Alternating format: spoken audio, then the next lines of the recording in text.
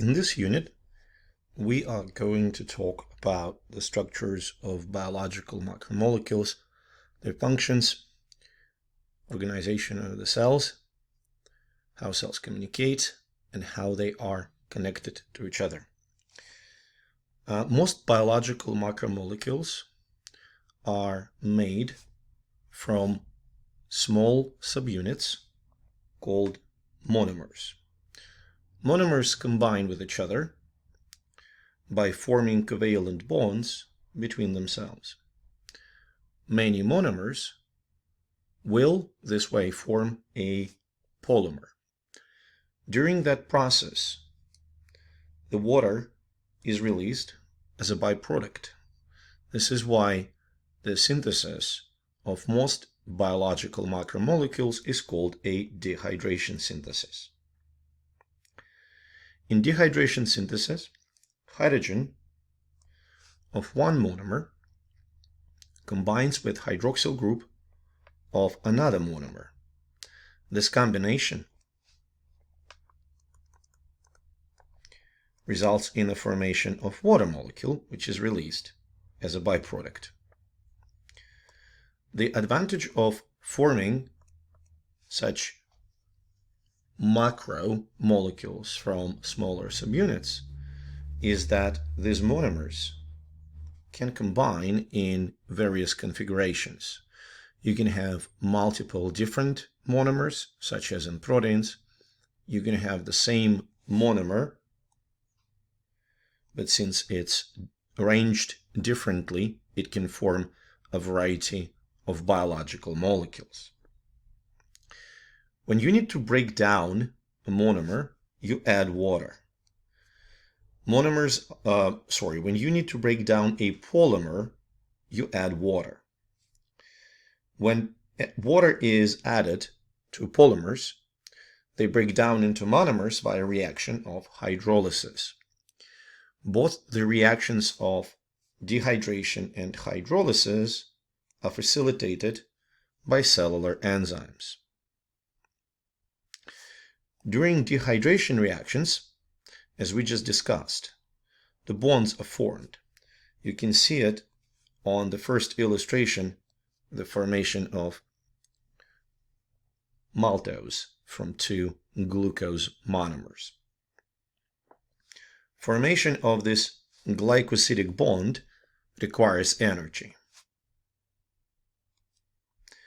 However, when you add water and hydrolyze that glycosidic bond, the energy is usually released.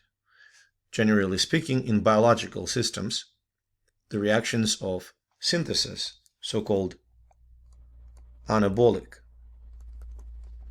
reactions,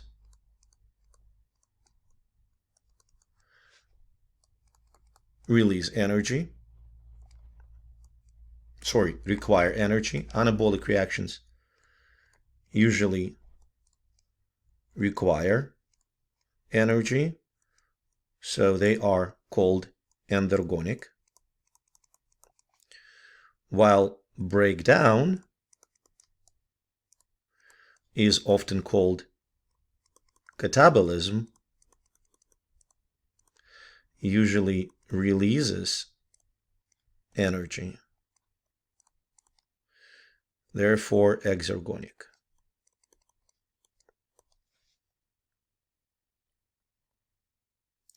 The first category of biological molecules that we're going to talk about today is monosaccharides. Monosaccharides follow the general formula of CH2O taken n times, and this is why monosaccharides comprise compounds that we call carbohydrates. Carbon and the water, hydrates. So monosaccharides are elementary building blocks of carbohydrates. They are simple sugars that have 3 to 7 carbon atoms. Their names end with OSE. You can see ribose and glucose glyceraldehyde is somewhat different. And based on the position of carbonyl group highlighted in these images by green and right now highlighted by yellow by my hand, position of that carbonyl group determines if the monosaccharide is an aldose or a ketose. If carbonyl group is the part of an aldehyde group, such as in ribose, glucose, or glyceraldehyde, it is an aldose. If carbonyl group comprises ketone, like in this molecule of hydroxyacetone,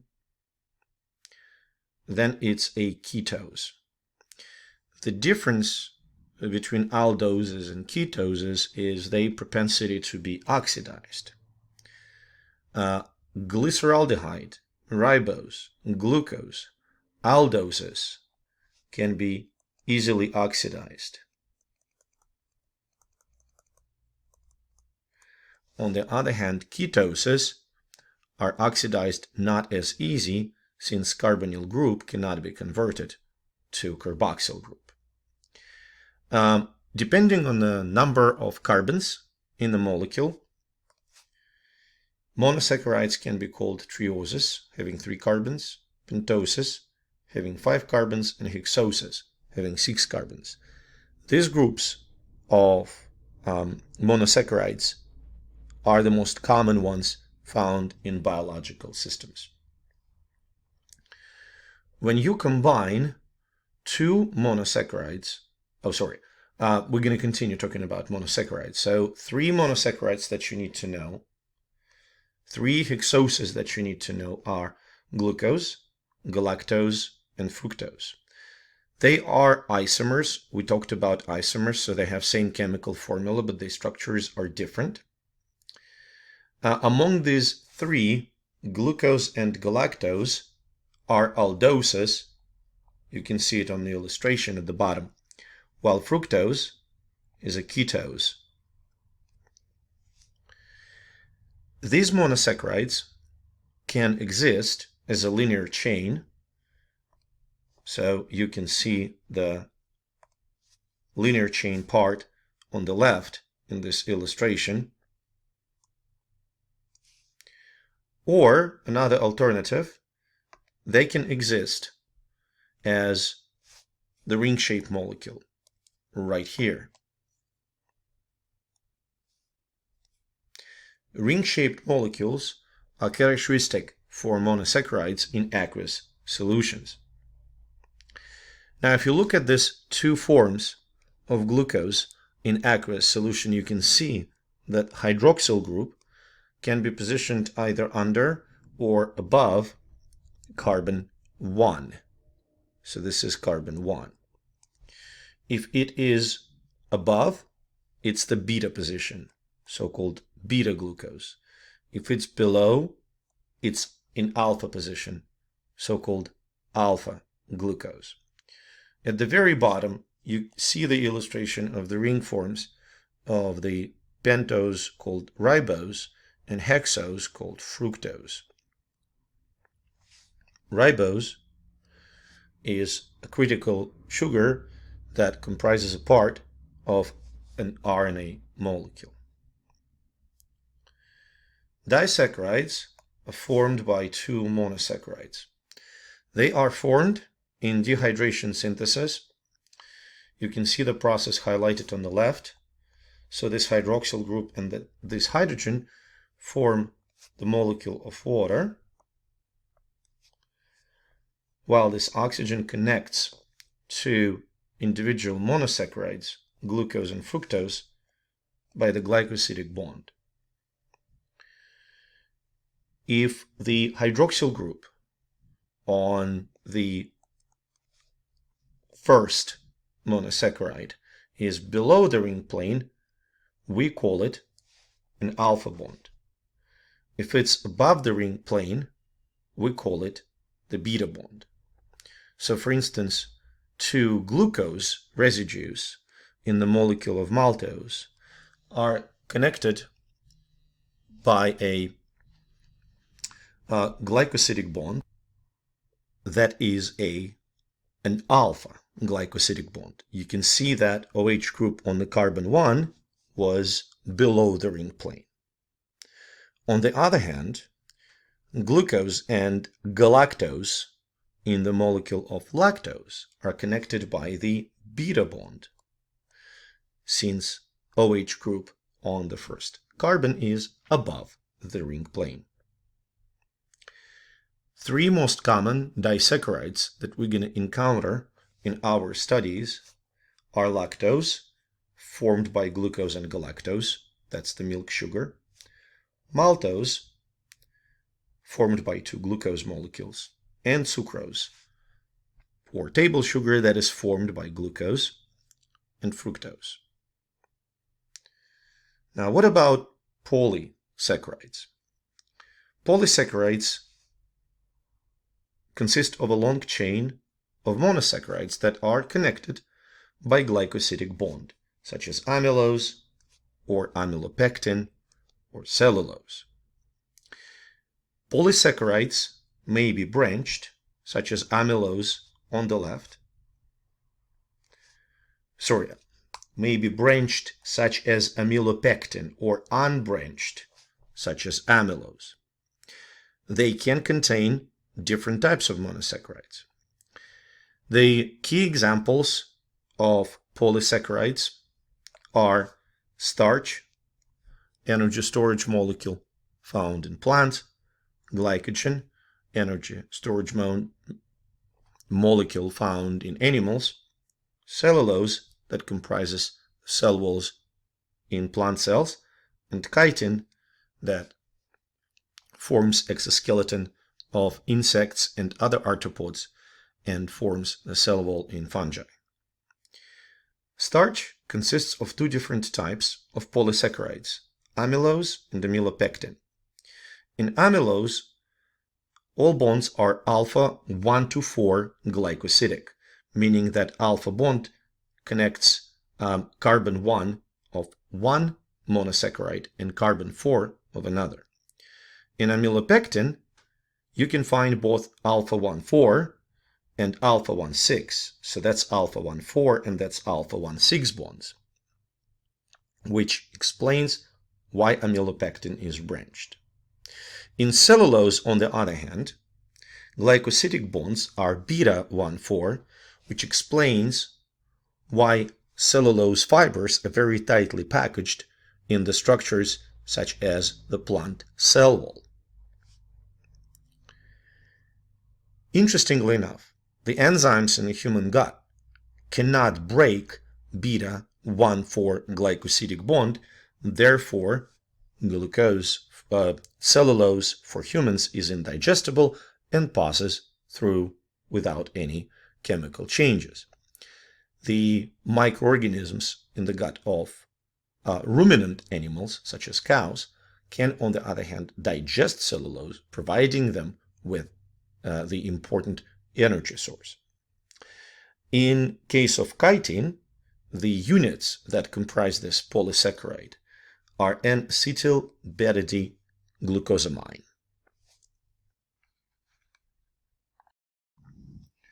Now we have finished our conversation about carbohydrates, and we are moving to lipids. Lipids, pretty much all of them, are hydrocarbons, which means that they mostly contain non-polar carbon-carbon or carbon-hydrogen bonds. These non-polar bonds explain the typical non-polar hydrophobic chemical character of lipids. A typical triglyceride that we sometimes conventionally call fat consists of a glycerol molecule, shown here, and chains of fatty acids. These three formulas represent three examples of fatty acids. Glycerol is alcohol. It contains three hydroxyl groups, while fatty acids are the long hydrocarbon chains with the carboxyl group at the end. Fatty acids that comprise lipids can have 4 to 36 carbons typically. In the molecule of fat or triglyceride, fatty acids attach to 3 carbons of glycerol with an ester bond. Ester bond on this image is highlighted right now by yellow. If carbons in a hydrocarbon chain of fatty acid are all saturated, are all single bonds, we call this saturated fatty acid. So for instance, this and this are 2 examples of saturated fatty acids. If a chain of hydrocarbons in a fatty acid contains a double bond, right here, the fatty acid is considered to be unsaturated. Single double bond makes the fatty acid mono, unsaturated, mono meaning 1, while more than one double bond makes the fatty acid poly, unsaturated. Most triglycerides that contain unsaturated fatty acids are liquid at the room temperature. They usually come from plants and from fish. As we mentioned before, no double bonds in a molecule of fat means that the fat is saturated. Saturated fats contain long, straight fatty acids that pack tightly. Therefore, saturated fats are solid at room temperature. Saturated fats mostly come from animals, such as stearic and palmitic acids found in meat and butyric acid that is found in butter. Now, before we move on, I want to highlight that if you look at the schematics of the synthesis, when glycerol is combined with fatty acids, the byproduct is water. So again, the process of triglyceride synthesis is reaction of dehydration. Now, oils are cheap but liquid and therefore not convenient to use in the food industry applications. So oils can be artificially hydrogenated. This hydrogenation makes them semi-solid. The result of this is the shift of the geometrical conformation of a double bond. So double bond being in cis conformation, and you can see that these kinked molecules of oleic acid cannot be packaged tightly and therefore form liquid oil. When these molecules are hydrogenated, the configuration of the bond changes from cis to trans. So you can see the trans double bond here. You can see that now trans oleic acid is a linear molecule. It can package very tightly, which explains why hydrogenated fats are solid. For example, margarine and vegetable shortening. So we discussed that if hydrogens are located in the same plane on the same side of a double bond, that's a cis configuration, and when hydrogens are on the opposite sides of a double bond in 2 different planes, that's a trans configuration. Turns out that increased consumption of trans fats leads to higher levels of low-density lipoproteins, also known as bad cholesterol. High levels of low-density lipoproteins in the blood are associated with increased risk for cardiovascular disease, such as atherosclerosis, coronary heart disease, etc. Another category of fatty acids that you should know are essential fatty acids. Essential fatty acids must be present in diet since they are required. However, human body is unable to synthesize them. Fatty acids that are omega-3 and omega-6 are essential. So why we call them omega-3? If you look at this image and start counting carbons from the end, that's 1, that's 2, and that's 3. This carbon is often called omega carbon. Omega is the last letter of the Greek alphabet. So omega-3 means at the third carbon from the end, there is a double bond. We're going to keep counting 4, 5, 6, and it turns out that here there's also a double bond. So this is omega-3 and 6. If we keep counting 7, 8, and 9, this is a fatty acid, which is omega-3, 6, 9 fatty acids. These numbers represent the positions of carbons at which you can find the double bonds. It's been shown in animal models that omega-3 fatty acids may reduce the risk of cardiovascular disease, reduce blood pressure, prevent accidental and abnormal thrombotic events, lower triglycerides in the blood.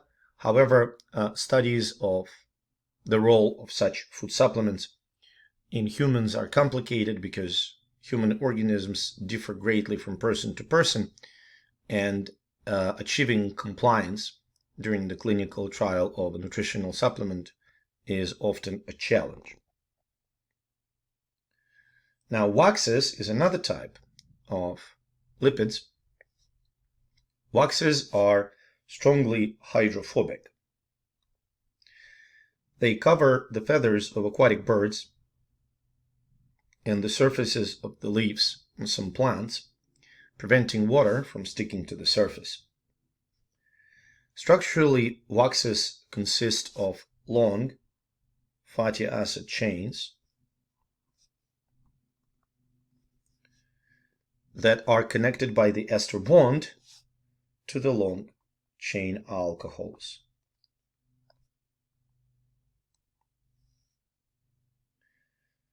Now, phospholipids play a crucial role in organizing living cells.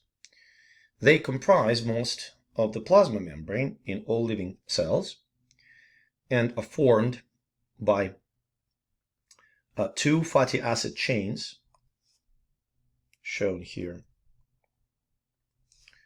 attached to a glycerol backbone.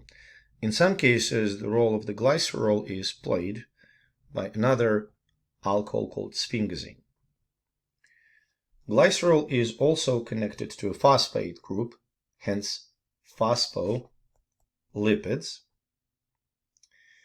And the phosphate group is usually modified by an alcohol, such as phosphatidylcholine, shown here, or phosphatidylserine, shown here.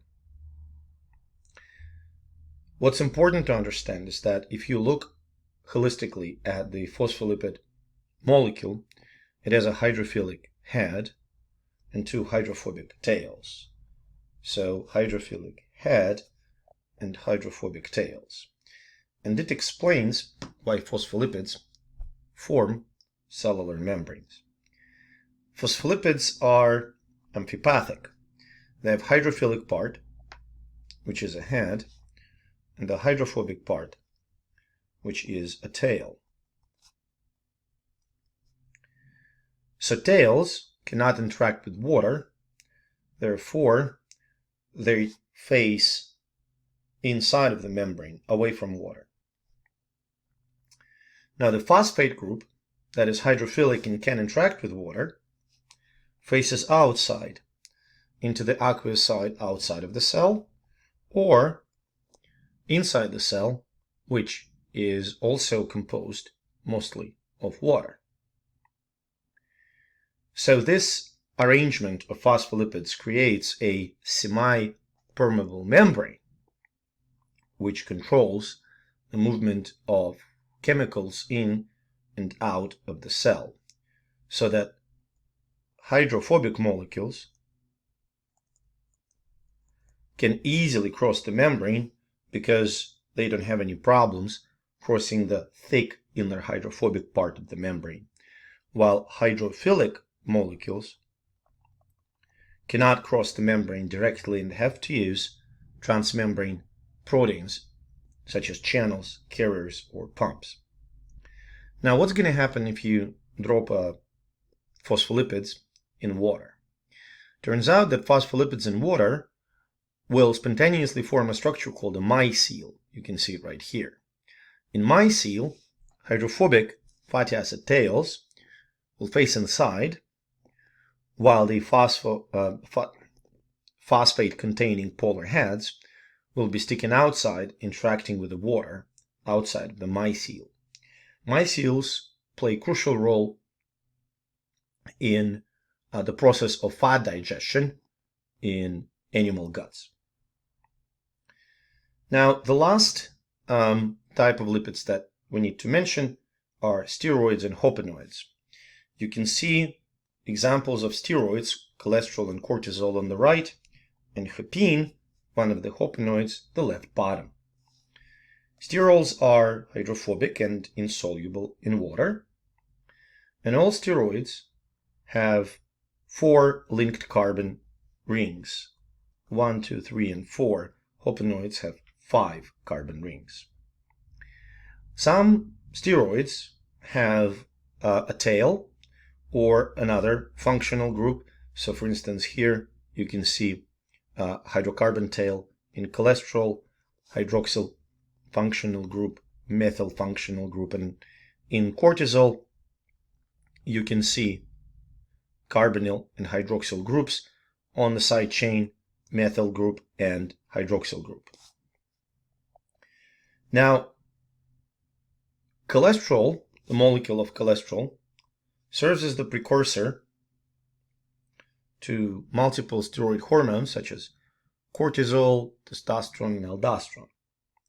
It also serves as the precursor for the vitamin D and bile salts. In addition to that, sterols serve as components of the plasma membrane in eukaryotes that regulate the rigidity of the plasma membrane. You may ask, what is the function of hopanoids then? Well, turns out hopanoids play the same role regulating the rigidity of the plasma membrane, but only in bacteria.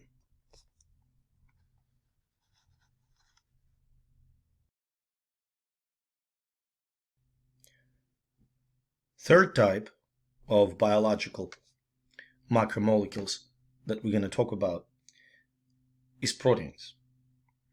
Proteins essentially functionally comprise the cell. It's one of the most abundant organic molecules, which is extremely versatile with an enormous range of functions.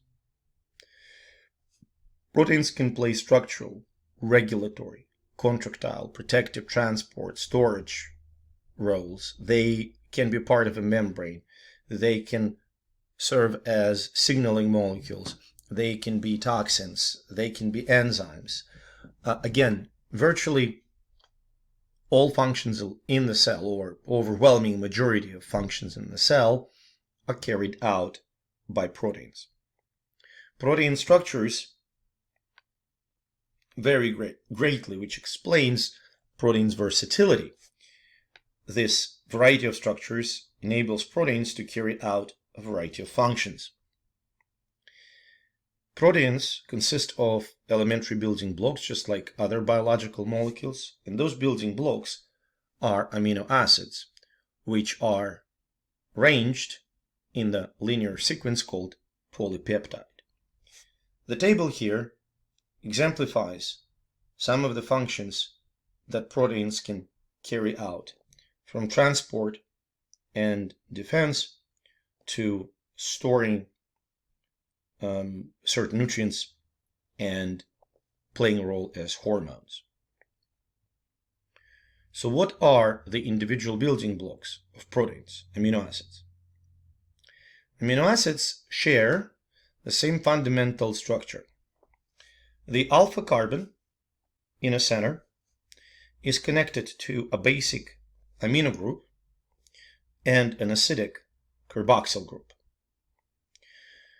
It also is connected to the side chain, usually denoted as R.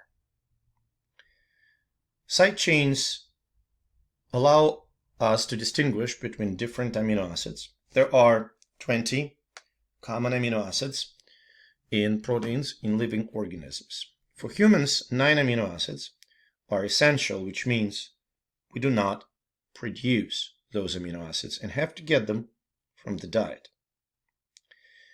R group, or side chain, differs from amino acid to amino acid and therefore determines amino acids' chemical properties. Side chains can be nonpolar, can be polar but not charged, or charged. This side chain, the amino acids, are represented by either a single uppercase letter or a 3-letter abbreviation. For example, glycine is represented either by the capital G or the acronym GLY. Valine is represented by the single capital V or a syllable VAL. When two amino acids form a bond between themselves called peptide bond, this bond is covalent. It is formed in the dehydration reaction when an amino acid with a carboxyl group interacts with an amino acid with an amino group. So hydrogen from an amino group and hydroxyl from carboxyl group leave, forming a molecule of water, and the peptide bond, highlighted by blue, is formed. This table demonstrates you main groups of amino acids.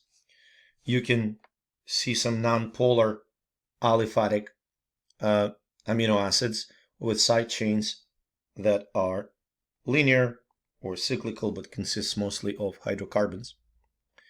Nonpolar aromatic amino acids, so side chains contain various aromatic rings. Amino acids with polar and uncharged side chains, and amino acids with side chains that are charged either positively or negatively.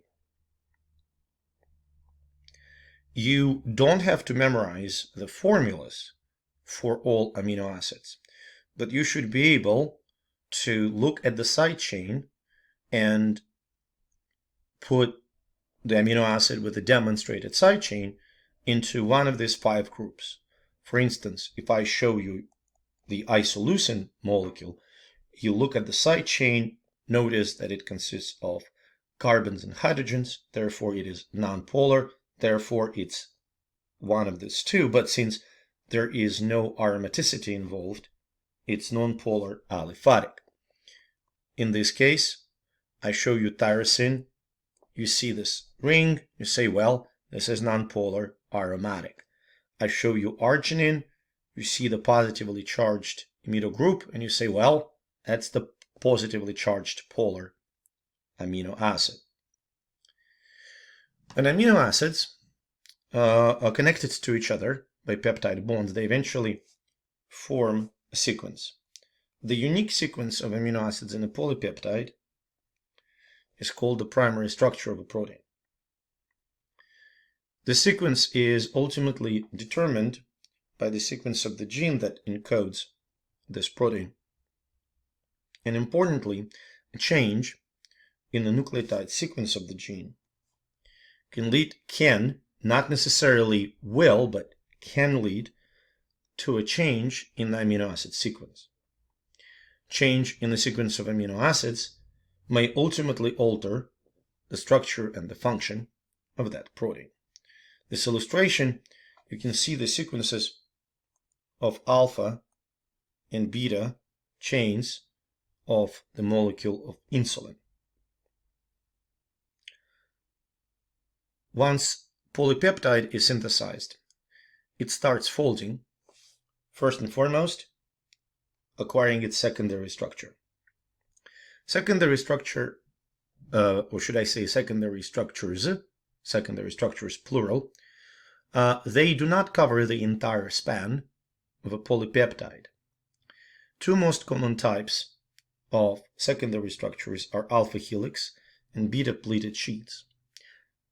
There will be some of the protein parts that will not be organized in either alpha helix or beta pleated sheet. They will be kind of disorganized. Both alpha helices and beta sheets are held together by hydrogen bonds. These hydrogen bonds are formed between the oxygen atom of carbonyl group in one amino acid and hydrogen atom of amino group of another amino acid. Now, when alpha helix is formed, or beta pleated sheets are formed, R groups, side chains, protrude out of the secondary structure and extend above and below the pleated sheet or outside of the alpha helix. These side chains will further interact with each other, determining the tertiary structure of the protein, which we're going to talk about in a minute.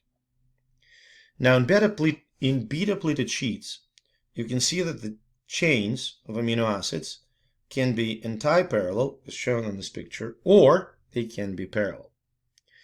The importance of alpha helices and beta pleated sheets is that they essentially determine, to a certain extent, the structure of the protein and the function of the protein. Now, when side chains start to interact with each other, they ultimately result in the formation of so-called tertiary structure of a protein. In many cases, the interactions that determine tertiary structure can counteract the formation of secondary structures, disrupting what would be a perfect beta pleated sheet or alpha helix. Side chains with the same charges repel each other. Side chains with opposite charges will attract. In other words, if we look at the table here, it's conceivable that lysine and aspartate would attract, while arginine and histidine will repel each other.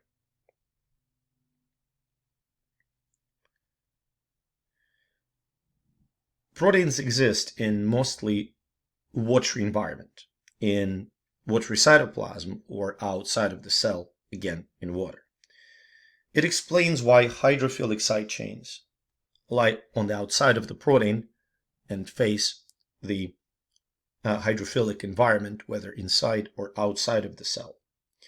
On the other hand, nonpolar amino acids, shown here, will be largely confined to the protein's interior, interacting with each other. Examples of interactions that determine tertiary structure of the protein are shown in this picture. It can be the formation of ionic bond between two charged amino acids, the formation of hydrogen bond between two polar side chains, or even formation of covalent bond, so-called disulfide linkage. Moreover, some proteins form quaternary structure. When a protein consists of multiple polypeptides, multiple subunits, interaction between these subunits will be the protein's quaternary structure. Overall, protein structure is usually stabilized by the combination of hydrogen bonds and disulfide bonds that hold either subunits together or determine the shape of each individual subunit. Before we move any further, I would like to summarize the 4 levels of protein structure. The sequence of amino acids in the polypeptide is the primary structure. Secondary structure is determined by the hydrogen bonds formed between oxygens of carbonyl group and hydrogens of amino group in two different amino acids. Tertiary structure is largely defined by the interactions of side chains, and quaternary structure consists of multiple subunits interacting together. Now, if you look at what we just discussed, you realize that protein structure is ultimately determined by the side chains of amino acids that comprise that protein. In other words, the amino acids, the side chains of amino acids that form the protein, determine not only protein structure, but, by proxy, its function.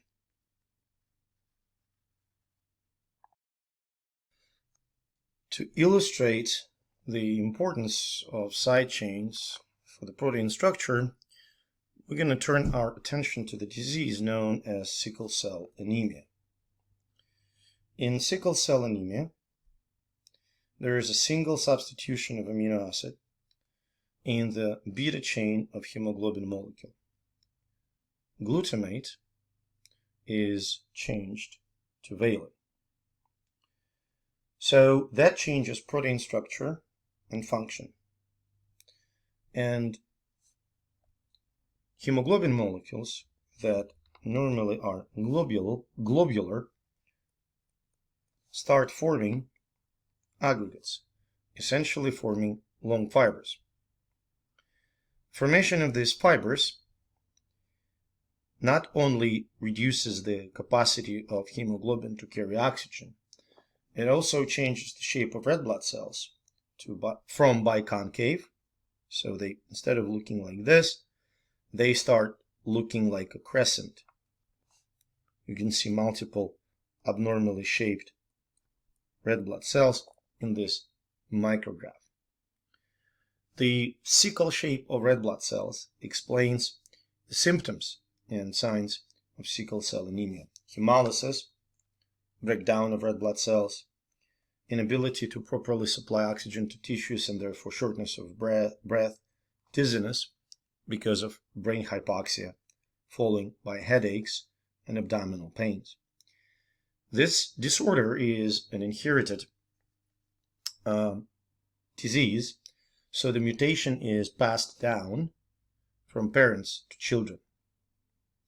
Now, a hemoglobin molecule contains roughly 600 amino acids. A single amino acid substitution of glutamate to valine results in a complete change of the protein structure and its function.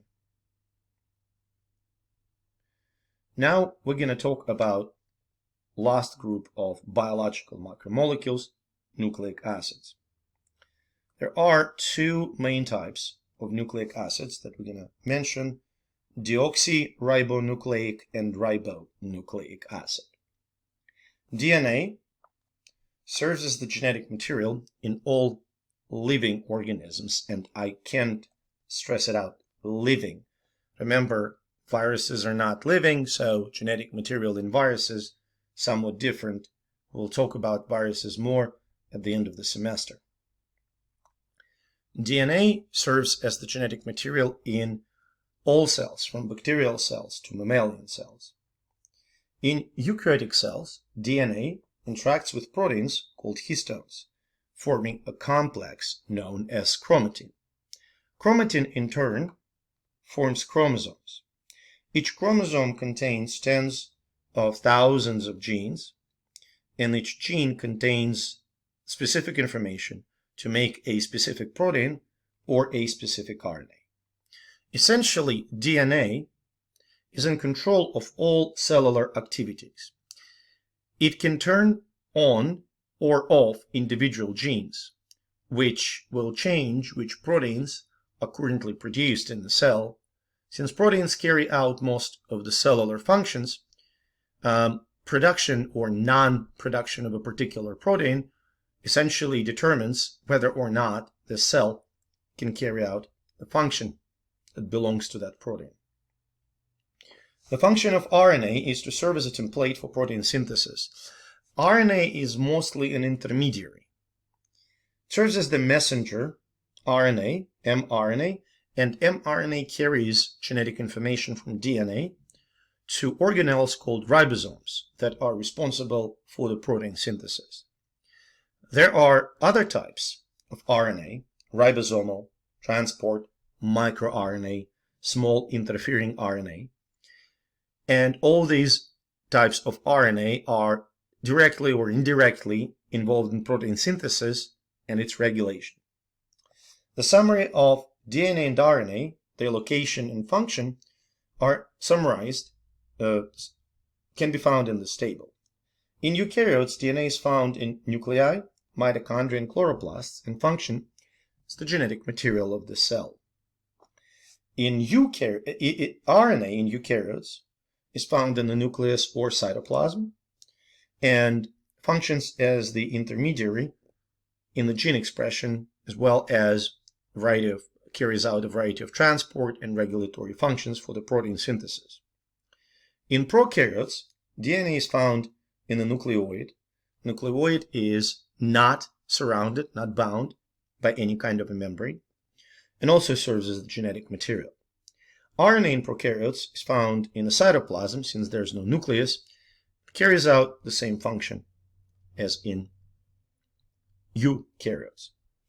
Now, a good way to remember and understand the function of DNA and RNA in the cell is the knowledge of a recipe book. So DNA in the cell essentially is a recipe book. It contains all the recipes, genes, that encode individual meals, proteins. When you want to prepare a meal or synthesize a protein, instead of carrying the entire book to the kitchen, ribosome, the cell makes a snapshot, takes a picture of a particular recipe. In other words, cell transcribes a specific gene into an RNA molecule. RNA serves as the intermediary. It is transported to the cellular kitchen, a ribosome, where RNA is translated to make a meal, a protein. I mentioned before that most cellular functions are carried out by proteins, so it is absolutely conceivable why cells employ this particular gene expression pathway. What you need to understand is that gene expression changes in response to changing environmental conditions. So proteins that are produced under particular conditions can result in a phenotype A, while proteins that are produced under other conditions result in phenotype B. One of the questions that stumps the students sometimes is, do human cells have the same DNA in all of them? And human cells look very different, as you can imagine. The cell of a cardiac muscle will look very different from an epithelial cell from kidneys. But actually all cells that carry genetic material in the human body contain the same exact DNA. Why then? So in other words, all cells have the same recipe book. But why those cells look so different? The answer is different cells, quote unquote, cook different recipes. In other words, different cells express different sets of genes, which explains why epithelial cells of a kidney look cuboidal and have a whole bunch of pumps and channels that are different on the apical and basal surface, while cardiomyocytes have a lot of actin and myosin filaments and that form sarcomeres and are responsible for movement of blood. Now, what are the building blocks for nucleic acids? Those are nucleotides. Nucleotides combine with each other, forming a polynucleotide, a molecule that we conventionally call DNA or RNA. Each nucleotide consists of three parts: a nitrogenous base, a pentose 5-carbon sugar in the phosphate group. Phosphate is attached to sugar as well as nitrogenous base is attached to sugar, but they are attached to different carbons. Rings in nitrogenous base contain carbon and nitrogen atoms, and we call them bases because bases contain basic amino or amino groups. These groups here, here, here, here, here, here, and here are all basic. There are 5 different types of bases that can be found in biological molecules in nucleic acids: adenine, guanine, cytosine, thymine, and uracil. Adenine and guanine belong to purines. You need to know which ones are purines, while cytosine, thymine, and uracil belong to pyrimidines. Cytosine and thymine are commonly found in the DNA, while cytosine and uracil, not thymine, are found in RNA. The sugar that can be found in nucleic acids can be either deoxyribose or ribose. Deoxyribose, pictured on the left here, is found in DNA, while ribose is found in RNA. So ribose carries hydroxyl group at 2' carbon of a sugar molecule. Note on the side, the carbon atoms in the sugar are numbered 1', 2', 3', 4', and 5' because numbers without the prime are reserved for nitrogenous bases. This hydroxyl group at the 2' carbon changes the chemical properties of RNA compared to DNA. For example, DNA is relatively stable, while RNA molecules are very unstable at room temperature. Now, the phosphate residue in nucleotides is connected to 5' or 3' carbon of a sugar. So, in other words, the phosphate residue connects hydroxyl group of the 5' carbon of one sugar and the hydroxyl group of 3' carbon of another sugar. You can see it on this scheme right here. This phosphate group connects 3' carbon of one sugar to 5' carbon of another sugar. This connection is called 5', 3' phosphodiester linkage. It is formed not in a dehydration reaction, but it's really important to understand the structure of nucleic acids. So how are DNA and RNA molecules organized? When nucleotides are connected to each other, forming a polynucleotide, DNA assumes a double helix structure. Sugar and phosphate form the DNA's backbone, while nitrogenous bases face inside of the helix, forming a structure similar to a staircase. Bases of opposite strands are bounded to each other by hydrogen bonds, shown in this illustration by the dashed lines. Strands are antiparallel. If you look at the illustration on the right side of the slide, you can see that on the left, the strand has 5' to 3' direction facing downward, while on the right, the strand has 5' to 3' direction facing upward. This directionality is very important. The directionality of nucleotides that are aligned in 5' to 3' or 3' to 5', you can count it any way you want, is that DNA can be read just like we read from left to right. Enzymes that read genetic information during gene expression or DNA replication read DNA from 3' to 5' ends, or in 3 to 5' direction.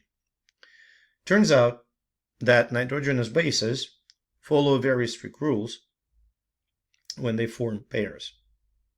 A pairs with T, while G pairs with C, so-called complementarity rule. AT pairs are generally weaker than GC pairs because A and T are connected by 2 hydrogen bonds, while G and C are connected by 3.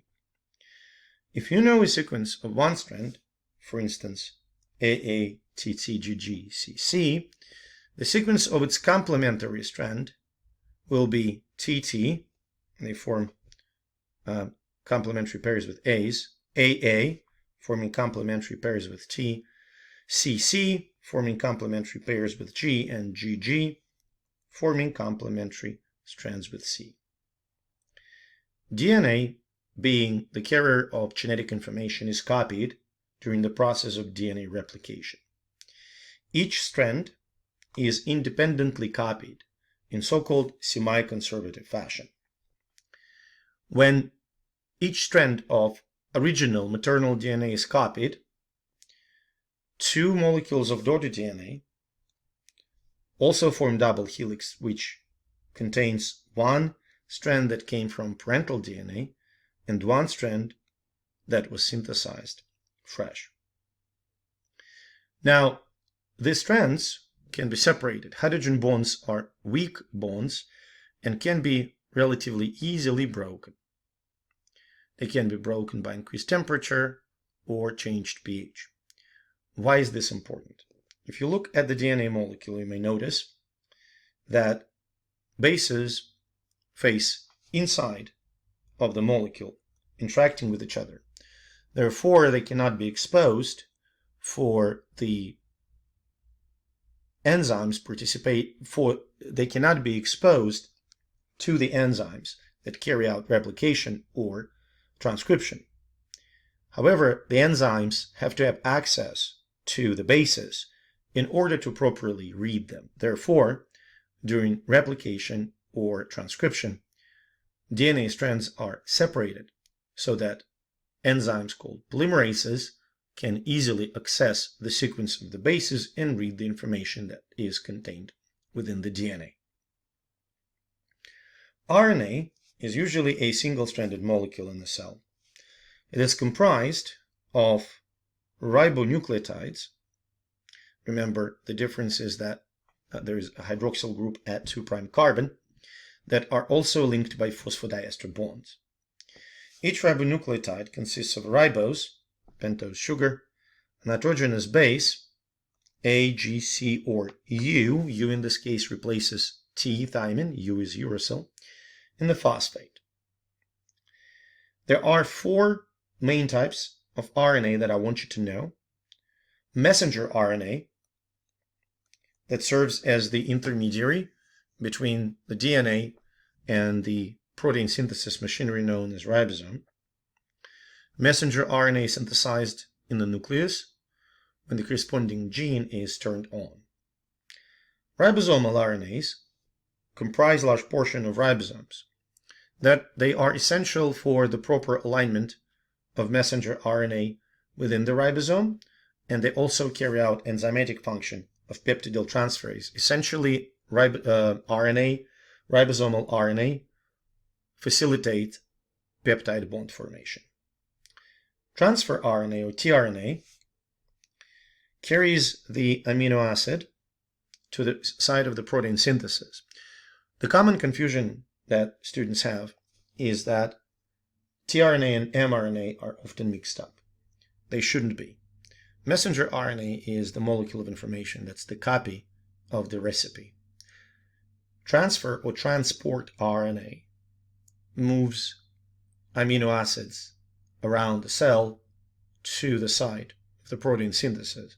So it's not an information molecule, it's the carrying molecule. Finally, microRNA is extremely important small RNA that regulates the process of gene expression. MicroRNA can bind to messenger RNA and target messenger RNA for degradation, therefore reducing the amount of protein product that can be produced on the template of that messenger RNA. Cells of different organisms, not really surprisingly, different size.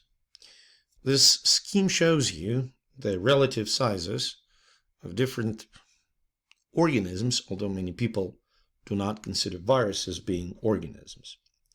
So when you start looking at this infographics, I guess, you can see that viruses essentially belong to the realm of organisms that can be seen only using the electron microscope.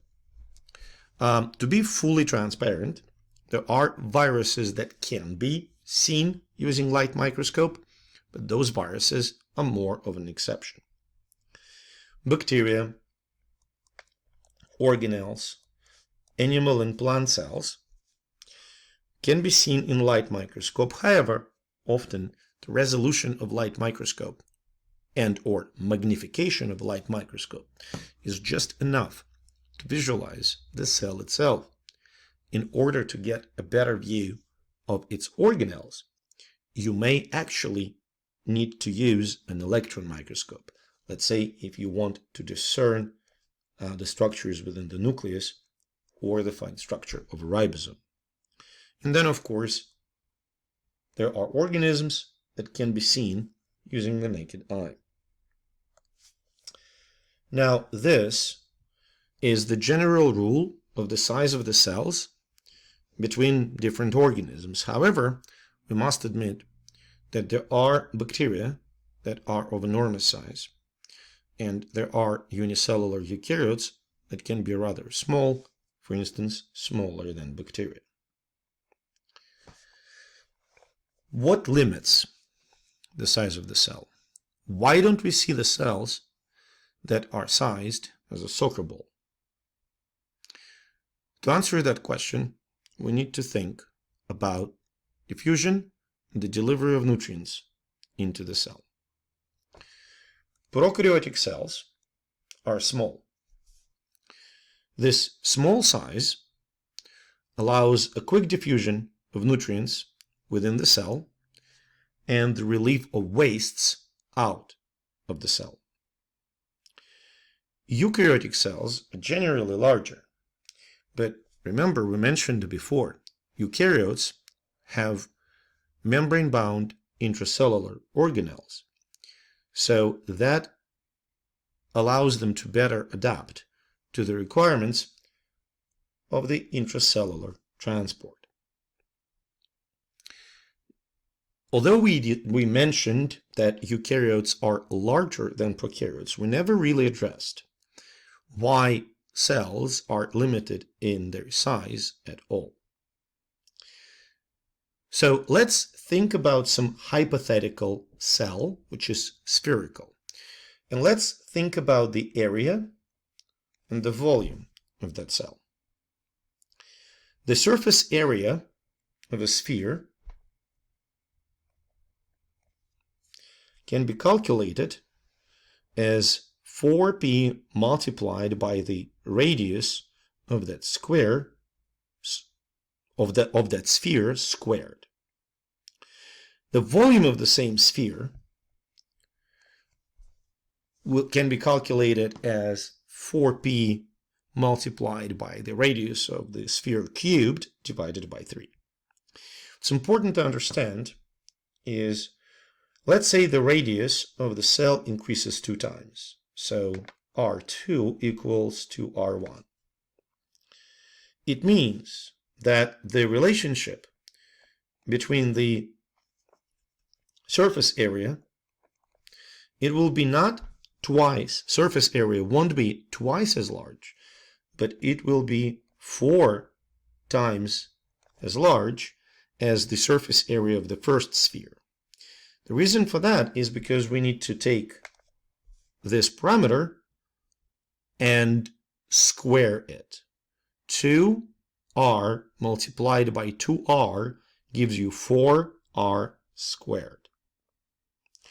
Now, if we talk about the volume, then the volume of that new sphere will be 8 volumes of the original one. Why? Because 2r cubed gives you 8r cubed. In other words, that's a typo here. In other words, as the cell size increases, the ratio of its area to volume decreases. If we keep considering our original cell with radius r1, surface area s1, and volume 1, new cell has 2 r1 radius, 4 s1 surface, and 8 v1 volume. So for original cell, surface to volume ratio was this. For the new cell, it will be this. 4s1 divided by 8v1, which amounts to half of the original ratio. In other words, in order to deliver nutrients to the same cell volume, you have less surface of the plasma membrane to maintain the same rate of diffusion. So at some point, the rate of diffusion will become not sufficient to deliver nutrients into enlarged cell. Some cells increase their surface area by the foldings of plasma membrane, so-called microvilli. So microvilli on the cell will look something like that. Those are membrane folds. It is useful to remember that when we talk about cells and we see the folds increase the surface area, therefore increasing diffusion. Another option to increase surface to volume ratio for a cell is to become flat, or long, or thin, or all three things. In eukaryotes, the not so efficient transport across the plasma membrane can be compensated by a variety of structures, from channels and carriers to pumps. But ultimately, the cell size is limited by the rate of diffusion. The largest bacterial cells, for example, belong to the genus Thiomargarita. Thiomargarita magnifica on the left, the single bacterium, the chain of bacteria, the single bacterium, here, can grow as long as 9 millimeter long. Thiomargarita namibiensis can grow to the size of 0.75 millimeter in diameter. So it can be visible by the naked eye, but you have to literally look at it. So let's start talking about prokaryotic cells. All prokaryotic cells have these four structures: nucleoid, or DNA, cytoplasm, ribosomes, and cell or plasma membrane. Just to remind you, prokaryotes are organisms that lack a nucleus or any other organelle that is membrane bound. So in this illustration of prokaryotic cell, you can see nucleoid in the center. And I want you to notice that nucleoid is not separated from cytoplasm, by a membrane. The function of nucleoid is obviously the storage and the replication of genetic information that's found in a cell. Nucleoid, as we mentioned before, is suspended in the cytoplasm, which essentially fills the cell. Ribosomes are essential not membrane-bound structures that consist of RNA and proteins. The structures are responsible for the process of mRNA translation and protein synthesis. And finally, the membrane, represented by phospholipid bilayer that incorporates transmembrane and peripheral proteins, is responsible for the regulation of transport in and out of the cell, and is also crucial for the cell structure.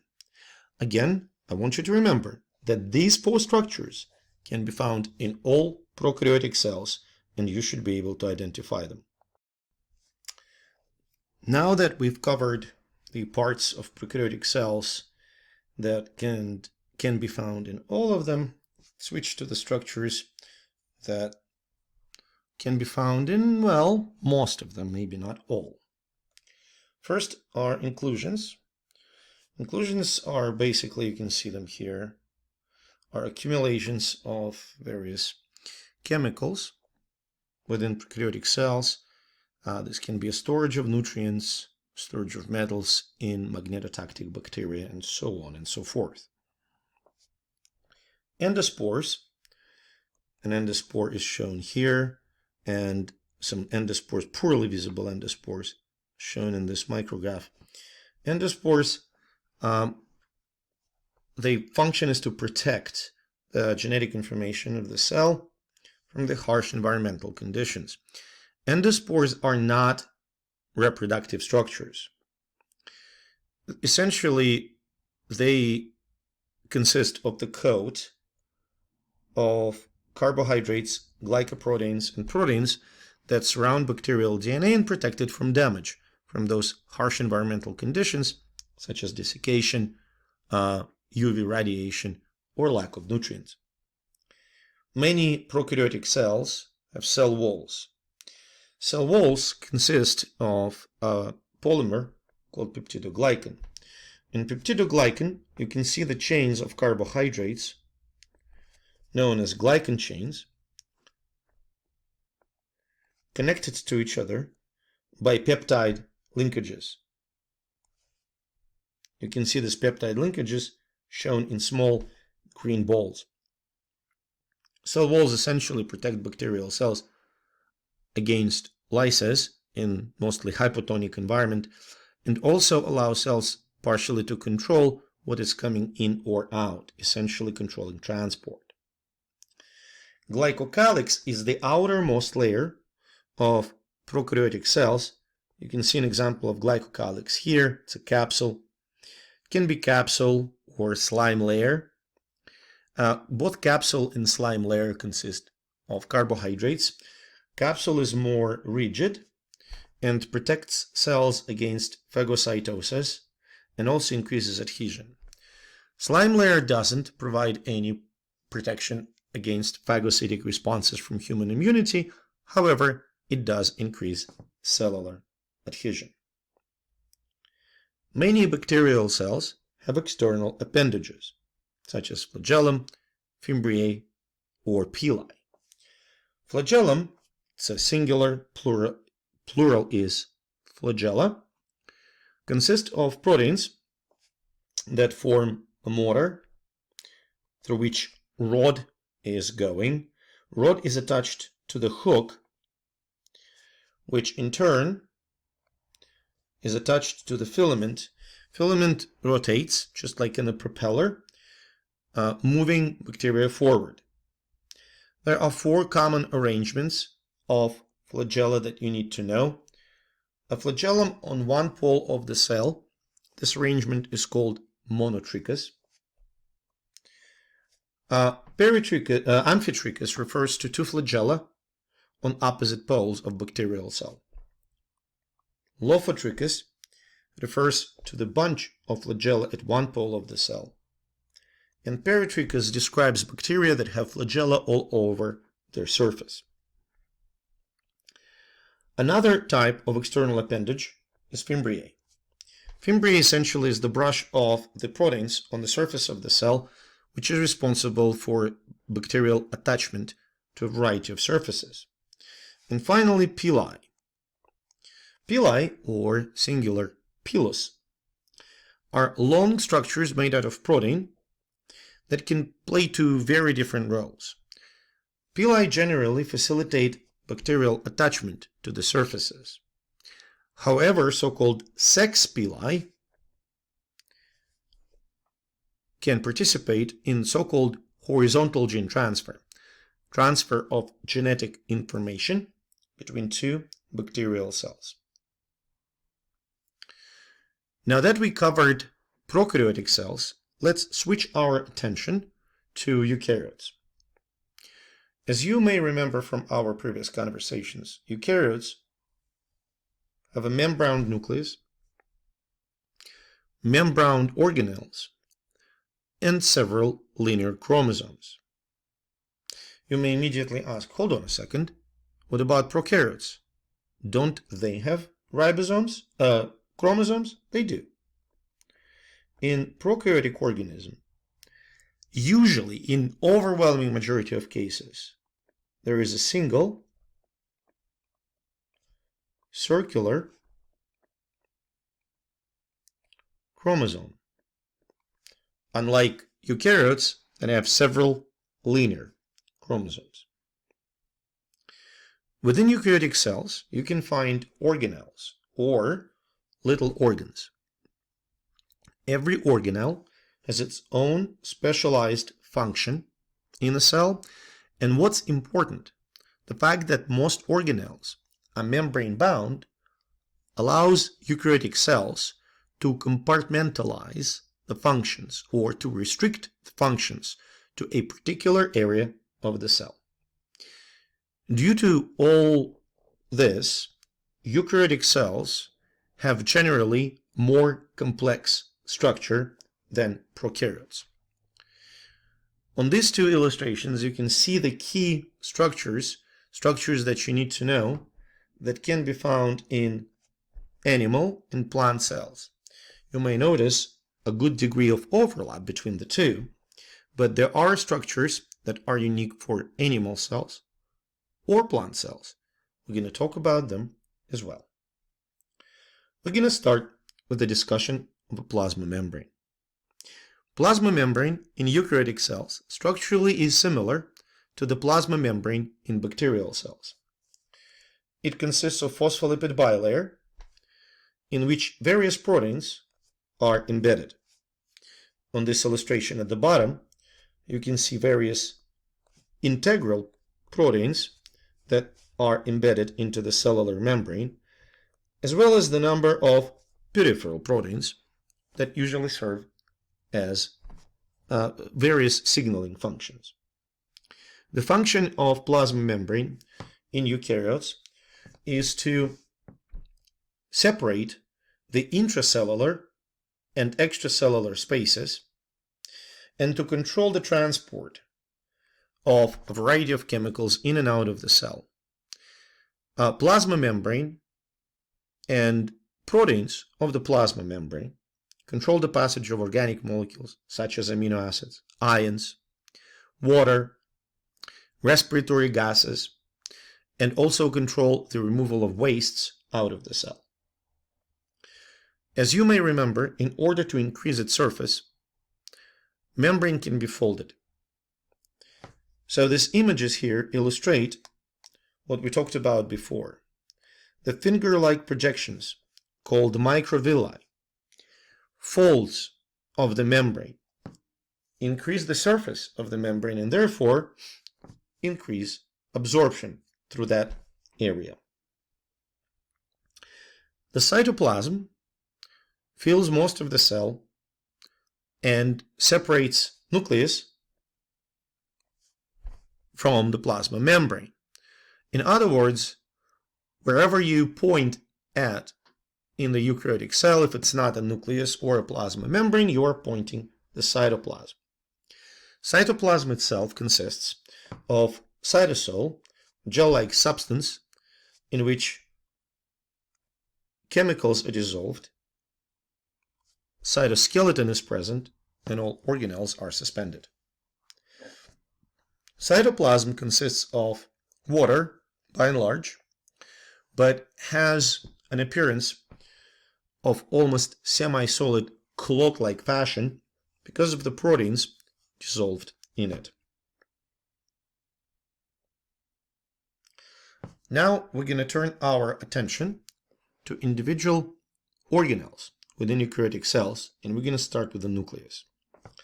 Nucleus is the place where you can find cellular genomic DNA, which in essence directs the synthesis of proteins as well as synthesis of ribosomes.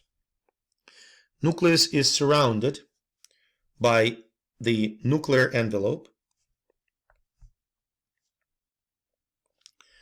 which is a double membrane. So it's not just one phospholipid bilayer, but two.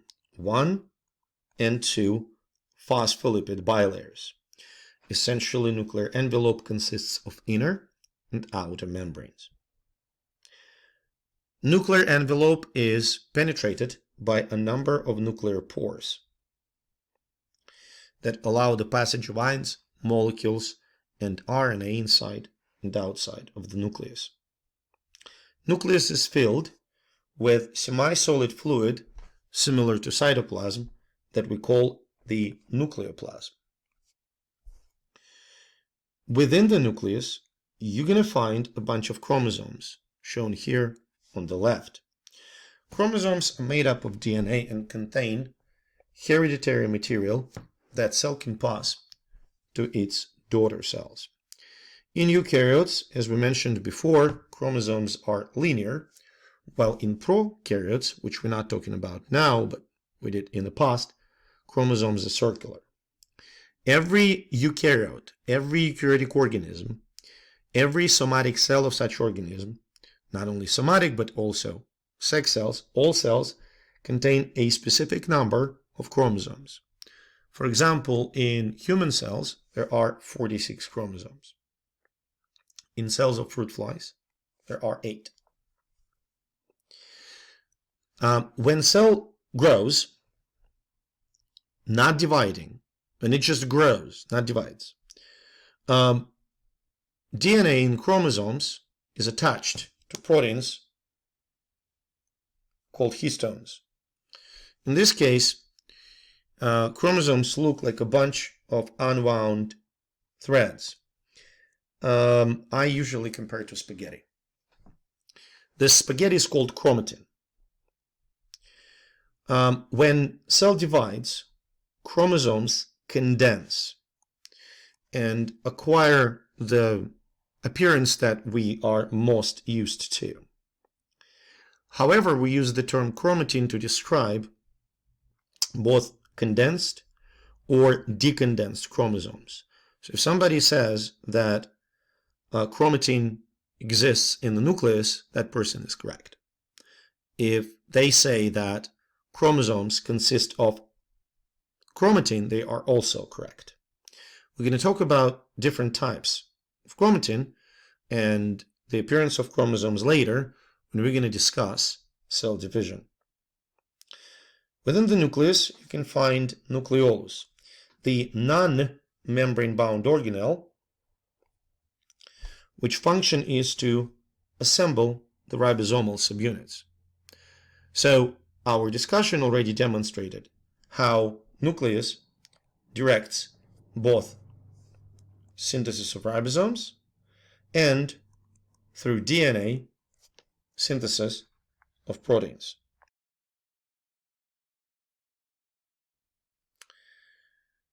Just like in prokaryotic cells, in eukaryotes, ribosomes are responsible for protein synthesis, and it may be a good time to take a peek on their structure.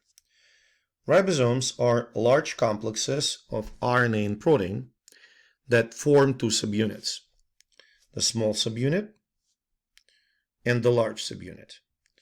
In eukaryotic organisms, the subunits are often called 40S and 60S subunits.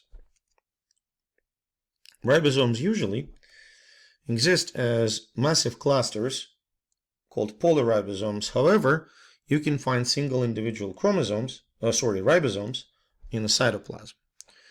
Ribosomes are present in virtually every cell and definitely in every nucleated cell of a human body. Ribosomes can be attached to the surface of the plasma membrane, to the surface of the rough endoplasmic reticulum, or to the nuclear envelope. You can see some of this illustrated on that image at the bottom, where some ribosomes are attached to the surface of the nuclear envelope and others are attached to the rough endoplasmic reticulum. So what happens in the nucleus? In the nucleus, the DNA is transcribed into messenger RNA, which then is transported out of the nucleus. So ribosomes, shown here, can translate this mRNA into a polypeptide. This image here shows you the fine structure of ribosomes with a small and a large subunit.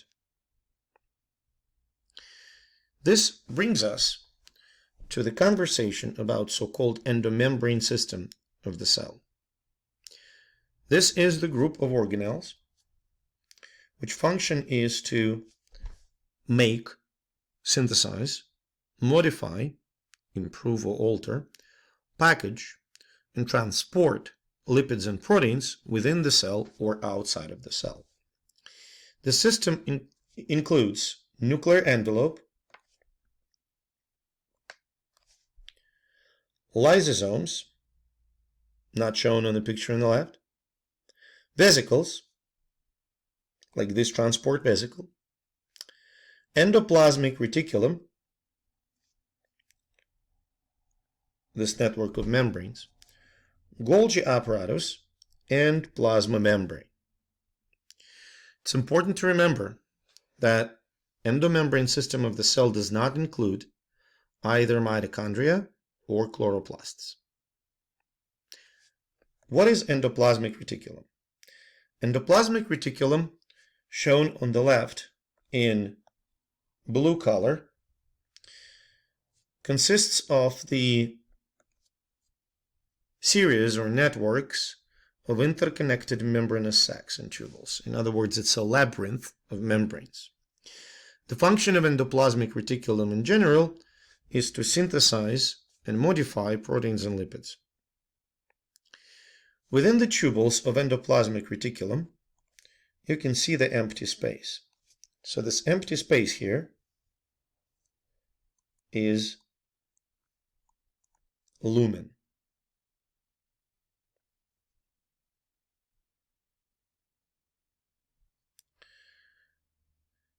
It's crucial to understand that the membrane of endoplasmic reticulum shown here is essentially the continuation of the nuclear envelope. On the transmission electron micrograph on the bottom, you can clearly see endoplasmic reticulum here being adjacent to the nucleus, and you can even see a nucleolus inside. Endoplasmic reticulum itself can be divided into two distinct parts, rough and smooth. Rough endoplasmic reticulum received its name because of the ribosomes located on its cytoplasmic side. Ribosomes synthesize proteins which then enter the lumen of rough endoplasmic reticulum, that lumen, where they are modified. Proteins that are finalized in the endoplasmic reticulum may remain there or can be packaged in vesicles and secreted. These vesicles will bud off the membrane of rough endoplasmic reticulum and travel to other organelles, different parts of the cell, or even to the plasma membrane, where the content of the vesicle can be excreted.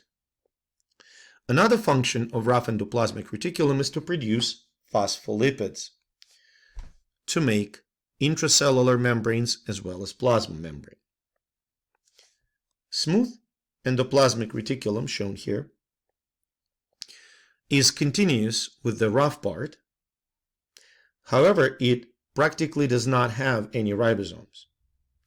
The function of smooth endoplasmic reticulum is the synthesis of carbohydrates and lipids, including steroid hormones.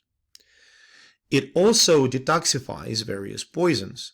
For instance, people who abuse alcohol, which is a poison, have endoplasmic reticulum, smooth endoplasmic reticulum enlarged in their liver cells, which function as the detoxification machines. Another important function of smooth endoplasmic reticulum is the storage of calcium ions, which are critical for cell signaling as well as for muscle contraction. Adjacent to endoplasmic reticulum lies Golgi apparatus, or Golgi body. Golgi apparatus consists of a number of flat sacs made out of membrane. The function of this organelle is to further modify lipids and proteins by tagging and sorting them. Once they properly tagged and sorted, proteins and lipids are packaged and are distributed within or outside of the cell. The side of Golgi apparatus that is close to endoplasmic reticulum is called the cis phase, while the side that is farther is a trans phase. Essentially, proteins and lipids travel from endoplasmic reticulum towards the cis phase of Golgi apparatus, where they enter its lumen, and in the lumen of Golgi apparatus they undergo various modifications. Most frequent modification is glycosylation. If proteins are being glycosylated, they become glycoproteins. If lipids are glycosylated, they become glycolipids. Proteins and lipids that are modified properly are packaged into secretory vesicles, and they bud off from the trans phase to be delivered to different parts of the cell or even secreted outside of the cell. Additional function of Golgi apparatus in plant cells is the synthesis of polysaccharides. Now that we have discussed the function of Golgi apparatus, we can continue with the discussion of other organelles in eukaryotic cell. Mitochondria, as all of you know, the powerhouse of the cell. Remember, it's not a part of endomembrane system, is responsible for the production of ATP, the cell main energy carrying molecule. The function of ATP is to store energy in a very short term. ATP cannot be stored for an extended period of time. And this molecule is produced first and foremost during the process of cellular respiration. Essentially, in the process of cellular respiration, energy that is stored in chemical bonds of glucose and lipids is converted into the potential energy of chemical bonds in the molecule of ATP. The reaction of the cellular respiration is highlighted here, shown here for glucose. Glucose molecule is oxidized by oxygen. The products of this reaction are carbon dioxide and water. This reaction releases an incredible amount of energy, which is used to produce ATP. For instance, one of the most energy-consuming organs in the human body are muscles. Muscles require plenty of ATP for movement, therefore they have a very high number of mitochondria in the cells. Mitochondria are oval-shaped, double-membraned organelles, which contain their own ribosomes and DNA. The inner membrane, shown here, has folds that I'm tracing now, called cristae. These folds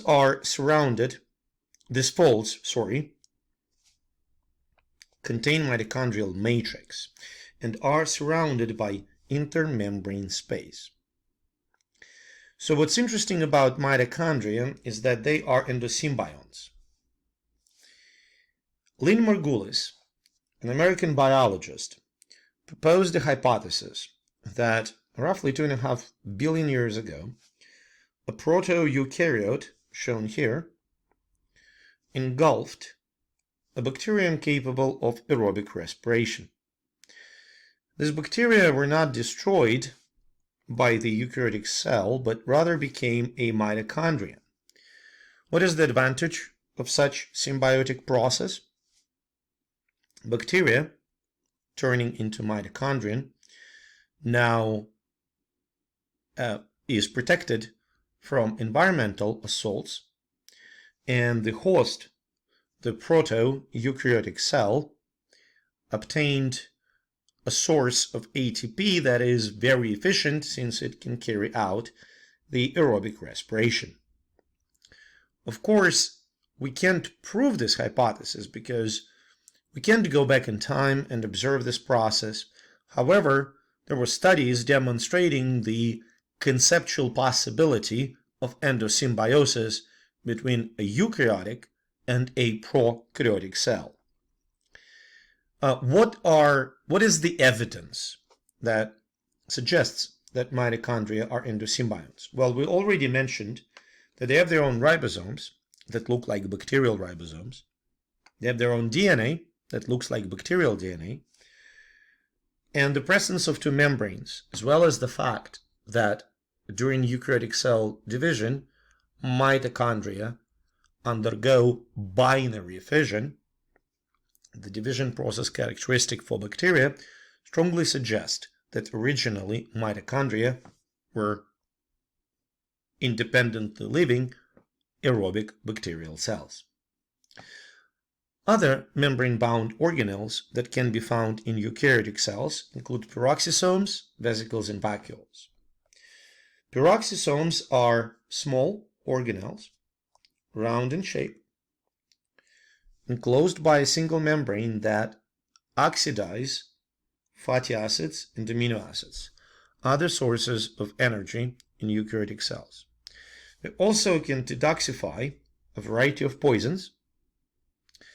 They receive their name, peroxisomes, because they can neutralize hydrogen peroxide, a toxic chemical that is produced during a variety of oxidation reactions. Vesicles and vacuoles are basically membrane-bound sacs, membrane-bound organelles like this vacuole right here, which function as storage and transport. Terminologically, vacuoles are usually larger than vesicles, and when vesicles transport various molecules within the cell, in order to release these molecules, vesicles fuse with the plasma membrane or other cellular membranes when they deliver a cargo. There are certain structures that are unique for animal cells. The structures include centrosome, centrioles, and lysosomes. Centrosome, shown here, is the center inside the cell that organizes microtubules. It usually is located near the nuclei of animal cells. It consists of two centrioles, centriole 1, centriole 2. Each centriole consists of 9 triplets of microtubules. So this is the single triplet. This is an individual microtubule, and if you count them, there are 9 of those triplets. The function of centrioles is still unclear. It is proposed and has been shown that they can pull the duplicated chromosomes to the opposite ends of the cell during mitosis. However, it has also been demonstrated that if you remove centrioles from the cell can still divide. The function of lysosomes is much clearer. Lysosomes serve essentially as a garbage disposal in the cell. Lysosomes contain a bunch of enzymes and acid that can break down macromolecules and even recycle individual organelles. For instance, here, the food particles that are consumed by the cell during phagocytosis are digested by the fusion of phagosome with a lysosome. Now, cell cytoplasm is generally neutral. Lysosomes are acidic. This clearly demonstrates the advantage of function compartmentalization in eukaryotic cells. All acid is contained within the organelle and does not affect the function of other organelles in the same cell. Now, what about plant cells? Well, first and foremost, the structure that is unique to plant cells is chloroplast. Chloroplasts contain a photopigment called chlorophyll, which function is to absorb the energy of light and direct it towards the process of photosynthesis, in which carbon dioxide and water are converted into carbohydrates. The reaction for the photosynthesis is shown at the bottom of the slide, and if you will compare it to the reaction of cellular respiration, you may notice that photosynthesis and cellular respiration are two opposite processes. Just like mitochondria, chloroplasts are endosymbionts. Hundreds of millions of years ago, eukaryotic cells that already acquired mitochondria also engulfed photosynthetic bacteria that became chloroplasts. So these photosynthetic eukaryotes are best represented by modern plants. How do we know that chloroplasts are endosymbionts? They have DNA that looks very much like bacterial DNA. They have ribosomes that look like bacterial ribosomes. They have two membranes, and just like mitochondria, when plant cells divide, chloroplasts are not synthesized from scratch, but rather undergo binary fission. Inside a chloroplast, you can find a stack of thylakoids. Those are membrane sacs connected to each other and stacked up. Each stack of thylakoids represents a granule. All grana are surrounded by stroma, which is kind of cytoplasm-like fluid. Another set of characteristic plant cell structures are cell wall and central vacuole. Cell walls, shown here in green, bright green, consist of cellulose, a polymer that is comprised of individual glucose units. Cellulose is rigid and it protects the cells, provides structural support to the plant, and determines the cell shape. Central vacuole within the plant cell is filled with sap. Its function is to maintain a pressure against the cell wall of a plant cell to ensure that cell structure of a plant cell remains constant. Now that we have discussed the structures that are unique to plant and animal cells, we're going to continue talking about the typical parts of eukaryotic cell with the conversation about cytoskeleton. Cytoskeleton is a network of fibers composed of the protein, which main function is to maintain the cell shape. Elements of cytoskeleton also secure organelles in particular positions within the cell, allow the movement both within the cell and the movement of the cell itself, and also they participate in cell division. The smallest elements of cytoskeleton are microfilaments. They consist of two strands of the protein actin. It's the globular protein, and globules are attached to each other, forming these long filaments. The main function of actin is the movement within the cell or of the cell itself. Microfilaments also participate in the process of cell division and cytoplasm streaming, the movement of the cytoplasm within the cell.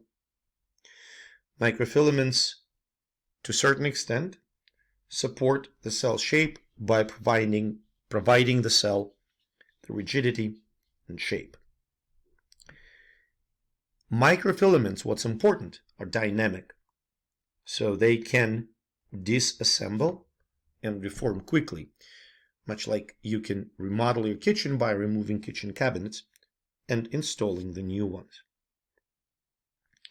Intermediate filaments, demonstrated here, play the major role in the structural support of the cell.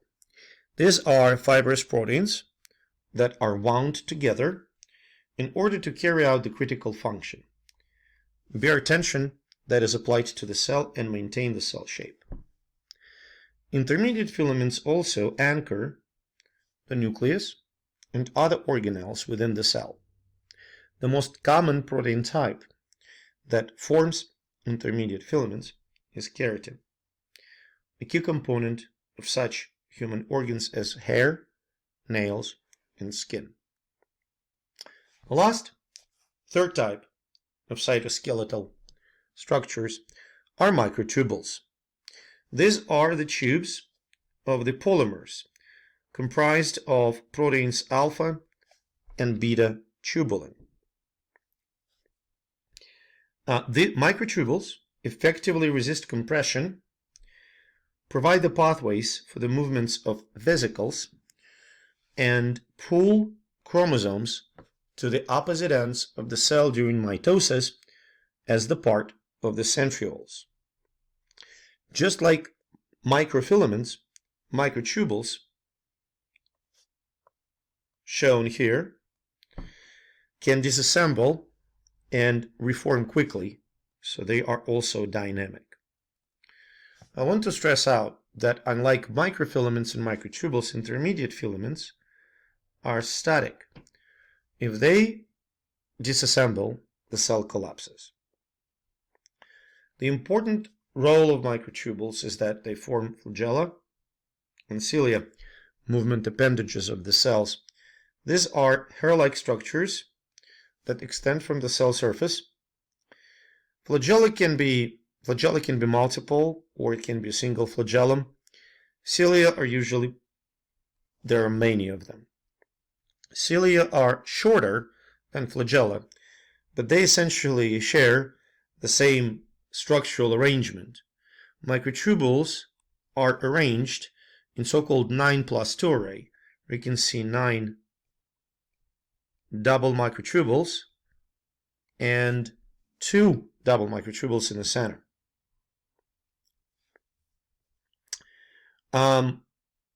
Flagella play a key role in the movement of eukaryotic cells, while cilia can either move the cells or, alternatively, can move the food towards different parts of eukaryotic cells.